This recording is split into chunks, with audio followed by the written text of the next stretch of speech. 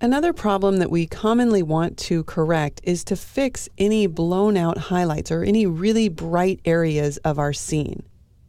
The problem is that as we walk around the world and we look at different things, our eyes can adjust. So say, for example, we walk inside of a room. Our eyes will adjust so that we can see the detail in the darker area of the room. When we walk outside, our eyes will adjust again so that we can see the brighter scene before us. The difference between the darkest area of a scene and the lightest area of a scene is called the dynamic range of the scene. And while our eyes are really good at adapting really quickly, the camera is not quite as good. The camera can adapt in one way, and that is if you photograph in a very dimly lit room, you can change the ISO of the camera in order to make it more sensitive and kind of see the detail in the darker area. If you walk outside, you would change the ISO in order to photograph a very bright scene.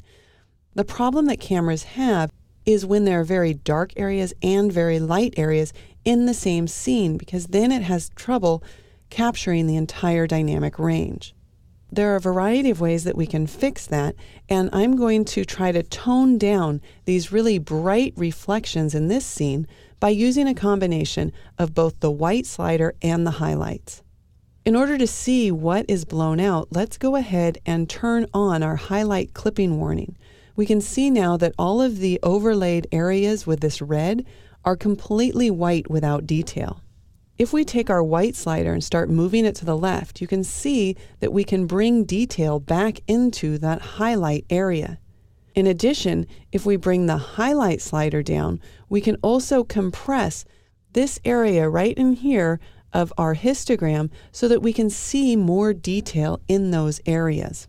I like to think of the white slider as where I'm going to set the very brightest value. So here you'll notice I don't actually have to go as far as I did. If we look at my histogram and we start looking at the image, you'll notice that pulling it back now that I've moved the highlights down really still doesn't blow out or clip any of my bright pixels to pure white. Then I can come back in the highlight area here, and again, I'm just watching my histogram here and also waiting for any areas in my image to have that red overlay.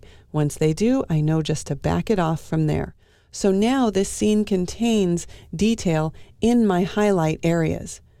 Of course, this will only work to a certain extent. If the scene was so contrasty or if the photo was way overexposed so that no detail was captured, then the sliders won't be able to recover what's not there.